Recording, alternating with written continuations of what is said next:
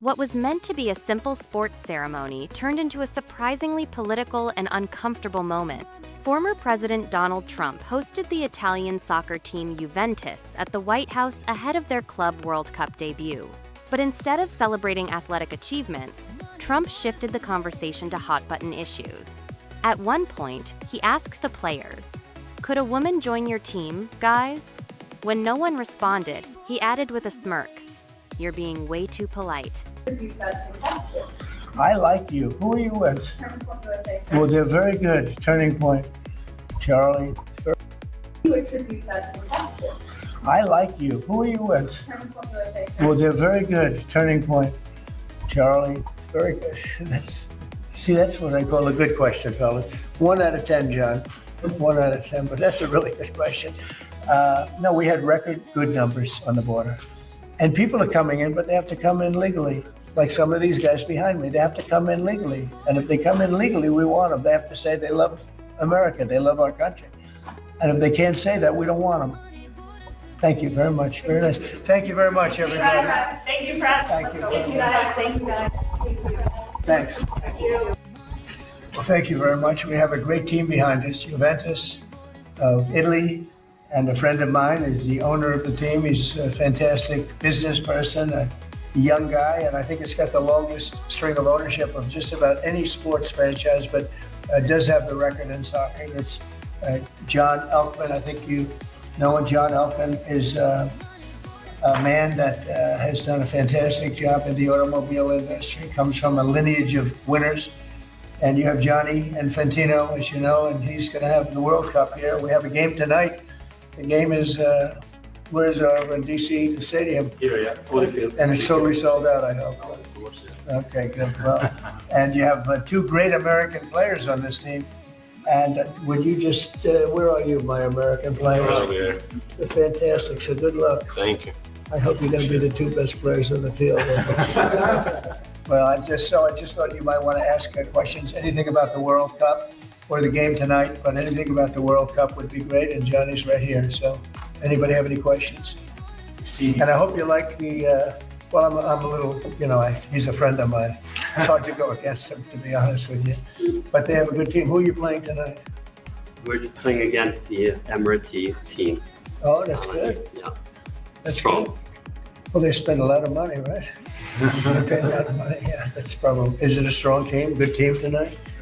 Yeah, you All guys, teams are good. It's the best teams in the world for here in America. right, Johnny? You think? Best They're teams all- in the world are here. they're all good. Well, we raised the American flag for you guys today. It's quite a historic day. Looks nice out there, doesn't it? Beautiful. Even you agree, right? I think so. Do you agree now? Most of you agree. So, do you have any questions, please? Do you know the latest on the evacuations out of Israel, Mr. President? No. No, we're having a meeting in an hour. Have a meeting downstairs in 1 hour. Yeah. Mr. President, on Iran, if regime change does happen, if the regime falls, do you have a plan for what you think would happen? I have a plan for everything, but we'll see what happens. Got a ways to go. They should have made the deal. I had a great deal for them. They should have made that deal. 60 days, we talked about it, and in the end, they decided not to do it, and now they wish they did it. And they want to meet, but it's a little late to meet, but they want to meet, and they want to come to the White House. They'll even come to the White House. So we'll see. I may do that, but it's a shame it could have been done the easy way. Do you think the regime there could fall? Sure, anything could happen, right? Of that, sure, that could happen. Yeah, Mr. please. President, the Senate Judiciary Committee is holding a hearing on who exactly was running the White House under Joe Biden. Who do you think that was? I think the auto pen ran the White House. We have an auto pen president before me. I think it's one of the greatest scandals in the history of this country, one of the biggest scandals. He wasn't making a decision. He was never for open borders where people came in from all over the world, from prisons and gangs and drug dealers and all of that. The mentally insane. He was never for that. He was never for open borders, and he was never for, he was never for transgender for everybody, or men playing in women's sports. He was never for that. Have you ever had women? Could a woman make your team, fellas? Tell me. You think? You're being nice. What do you think? Think a woman could make the team? General managers, what do you think? Difficult. You don't say it. Close. We have a very good women's team, though. You do have, right? But they should be playing with women, right? You know, it's one of those things. One of those things. See, they're very diplomatic.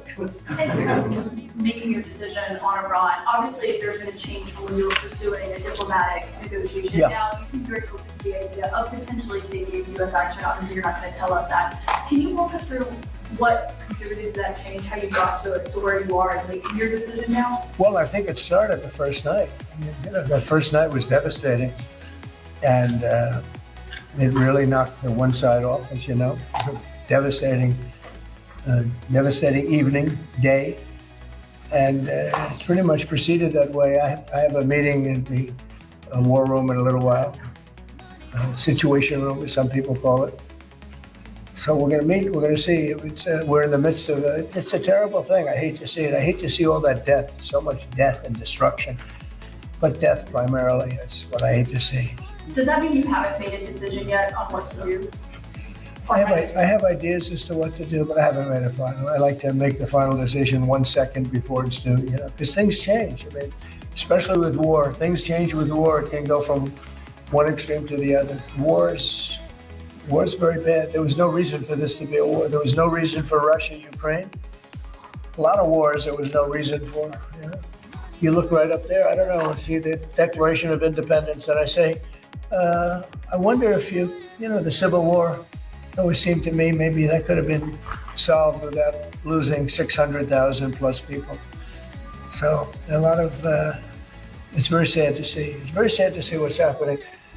But with that being said, I would say right now, Israel, from the standpoint of winning a war, is doing pretty well. Yeah, please. Mr. President, in your meeting today with the Chief of Staff of Pakistan, did you talk about Iran? Did that come up? Yeah. Yeah. Well, they know Iran very well, better than most. And they're not happy about anything. It's not that they're bad with Israel. They know them both, actually, but they're probably, maybe they know Iran better. But they see what's going on, and he agreed with me. The reason I had him here, I wanted to thank him for not going into the war, just, ending the war. And I want to thank, as you know,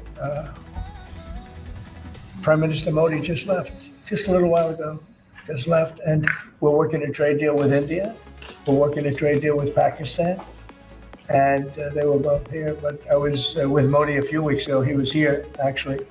But now we speak to him. And I'm so happy. There was a deal that two smart people, plus, they have people on their staff too, but two very smart people decided not to keep going with that war. That could have been a nuclear war. Those are two nuclear powers, big ones, big nuclear powers. And they decided that. So I was honored to meet him today.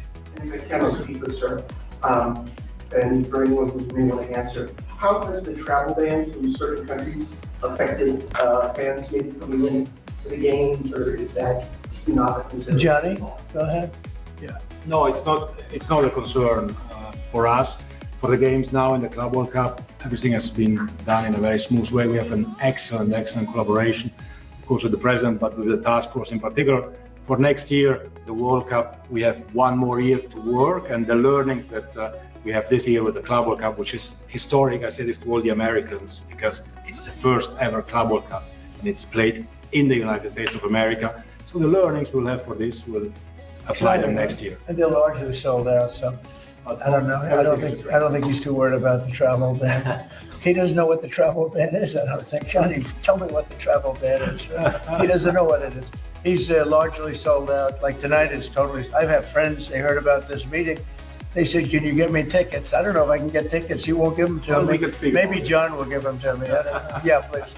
Two questions, if I could. One about Iran and one domestically. With Iran, what's your message to Americans, both here and abroad, who are not only concerned about the U.S. potentially getting involved in another conflict in the Middle East, but worry about the potential for retaliation here at home? Yeah, well, I don't want to get involved either, but I've been saying for 20 years, maybe longer, that Iran cannot have a nuclear weapon. I've been saying it for a long time. And I think they were a few weeks away from having one. And they had to sign a document. I think they wish they signed it now. It was a fair deal. And now it's a harder thing to sign, you know, it's a lot of water over the dam. But, you know, it's very, I say it very simply, Iran can't have a nuclear weapon. Too much devastation. And they'd use it, you know, I believe they'd use it. Others won't use it, but I believe they'd use it. So that's it, it's very simple as far as I'm concerned. They can't have a nuclear weapon. And then domestically, Missouri Senator Josh Hawley came out this week as the lead sponsor of a bill to raise the federal minimum wage to $15 an hour. It stands out because he's a Republican. There's still 20 states that have it at $7.25. Do you support the legislation or the idea? Well, I haven't seen it. I'd have to speak to Josh. He's a very good friend of mine. That's interesting that Josh did that. I'm gonna have to think about that one. Some people agree with it, some people don't. You know, some people say it really turns away business. Restaurants close, a lot of things happen. Other people agree. I'd have to speak to Josh. He's a good guy. Mr. President, the Iran possibility of an Iran deal is the destruction or the dismantling of the Fordow nuclear enrichment center. Is that Players like Timothy Weah and Weston McKennie later described the encounter as weird. And that wasn't all. Trump also weighed in on the Iran-Israel conflict, stating he hadn't yet decided whether the U.S. should intervene militarily. What should have been a moment of unity and celebration quickly turned into a tense, politically charged scene marked by awkward silences and sidelong glances. So, was it a celebration? Not exactly. Stay tuned for more stories that go beyond the headlines.